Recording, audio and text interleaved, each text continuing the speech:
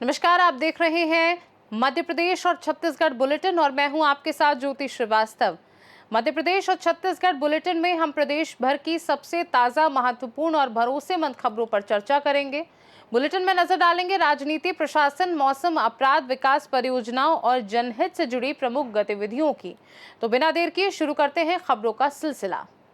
NSUI ने NEET paper leak मामले को लेकर केंद्रीय शिक्षा मंत्री धर्मेंद्र प्रधान के इस्तीफे की मांग की है। प्रेस वार्ता के दौरान एनएसयूआई के राष्ट्रीय महासचिव अंकुश भटनागर, जिलाध्यक्ष इमरान अली और विधानसभा अध्यक्ष विष्णु गुर्जर ने कहा कि नीट पेपर लीक मामले ने देश के 22 लाख से अधिक छात्रों के भविष्य को संकट में डाल दिया है। प्रेस वार्ता में पेपर चोर, गद्दी छोड़ और धर्मेंद्र प्रधान इस्तीफा दो जैसे नारे लगाए गए। नेताओं ने शिक्षा मंत्री के नेतृत्व में लगातार हो रहे परीक्षा घोटालों और पेपर लीक मामलों को लेकर केंद्र सरकार की कड़ी आलोचना भी की। संगठन ने चेतावनी दी कि यदि दोषियों पर कार्यवाही नहीं हुई तो देश भर के विश्वविद्यालयों और कॉलेजों में बड़ा छात्र आंदोलन खड़ा किया जाएगा। 22 लाख छात्रों के साथ धोखा हुआ। इस देश की वर्तमान भारतीय जनता पार्टी की सरकार में एक बार पुनः नीट का पेपर लीक हुआ। पेपर लीक करने वाला भारतीय जनता पार्टी का पदाधिकारी, जिस पे अभी तक कोई कार्रवाई नहीं हुई। एनएसयूआई पूरे देश में विरोध प्रदर्शन कर रही है और छात्रों की न्याय की मांग कर रही है। एनएसयूआई मांग करती है कि एनटीए पे बैन हो, उसका पुनर्गठन किया जाए, साथ ही साथ धर्मेंद्र प्रधान पद से इस्तीफा दें और छात्रों को न्याय मिले। इसके लिए एनएसयूआई आगरमालवा शनिवार को जिला कलेक्टर और नेहरू कॉलेज के सामने उग्र आंदोलन करेगी और विरोध प्रदर्शन करेगी कि नीट के छात्रों को न्याय मिले। जब तक न्याय नहीं मिलता, एनएसयूआई इसकी लड़ाई जारी रखेगी। आगरमालवा से सीनू संवाददाता अर्श अहमद कुरैशी की रिपोर्ट।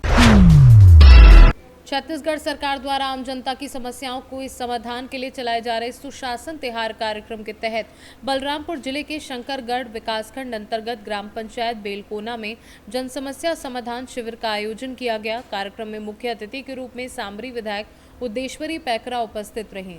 उनके साथ स्थानीय जनप्रतिनिधि एवं विभिन्न विभागों के अधिकारी, कर्मचारी भी मौजूद रहे। शिविर में 29 विभागों के स्टॉल लगाए गए थे, जहां लोगों ने अपनी समस्याओं एवं मांगों से संबंधित आवेदन जमा किए। अपने संबोधन में उद्देश्वरी पैकरा ने कहा कि सुशासन तिहार का उद्देश्य आम जनता की समस्याओं का त्वरित समाधान करना है।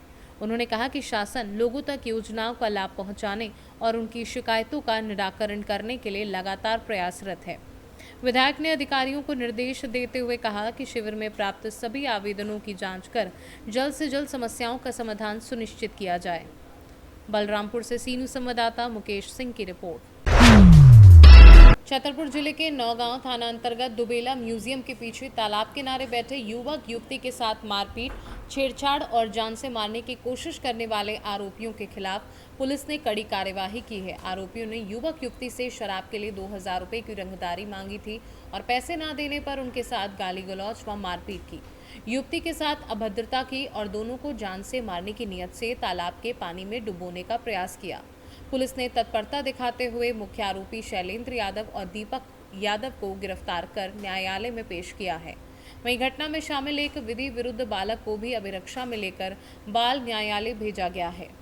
थाने पर कुछ दिनों पूर्व अपराध क्रमांक 313/26 धारा 126(2), 109(1), 74, 296(b), 35 BNS के अंतर्गत एक अपराध पंजीबद्ध हुआ था।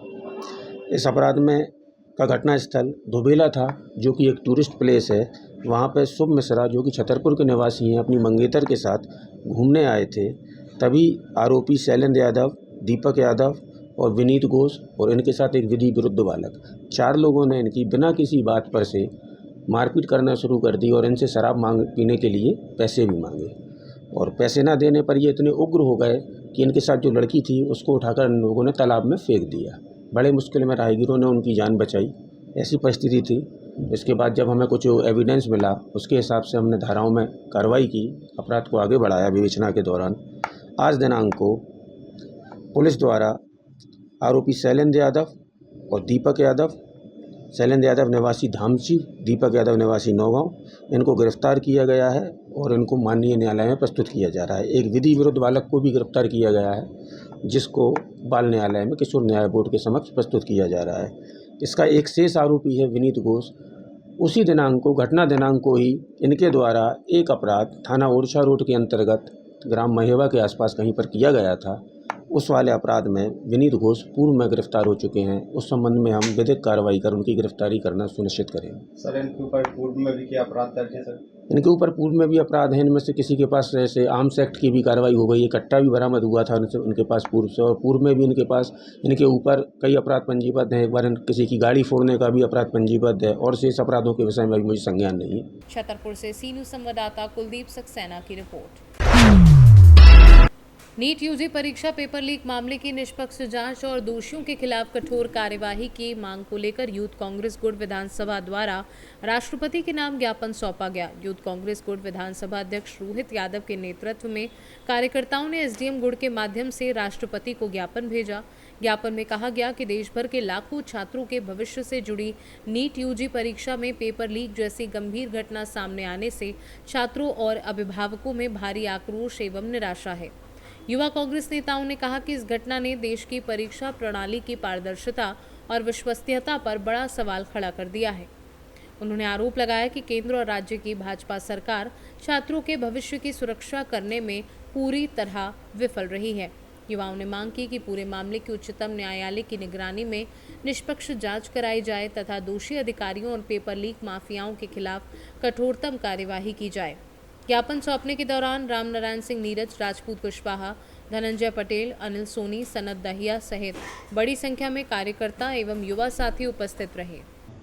आज हम सभी गुड़ एसडीएम जी के पास आए थे और नीट यूजी घोटाला हर साल देखने को मिले। 2024 और लगभग आए 10 वर्षों में 89 बार पेपर लीक हो चुके हैं। तो हम लोग आज राष्ट्रपति जी के नाम पर एसडीएम साहब के पास ज्ञापन सौंपने आए थे कि जो ये नीट पेपर घोटाला हुआ है उसमें कम से कम उच्च स्तरीय जांच हो, न्यायालय की निगरानी में जांच हो।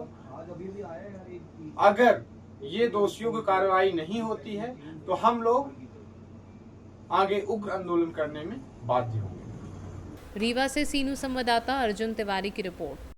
मध्य प्रदेश और छत्तीसगढ़ बुलेटिन में फिलहाल के लिए इतना ही। देश दुनिया की बाकी खबरों को जानने के लिए आप देखते रहिए सी न्यूज़ भारत।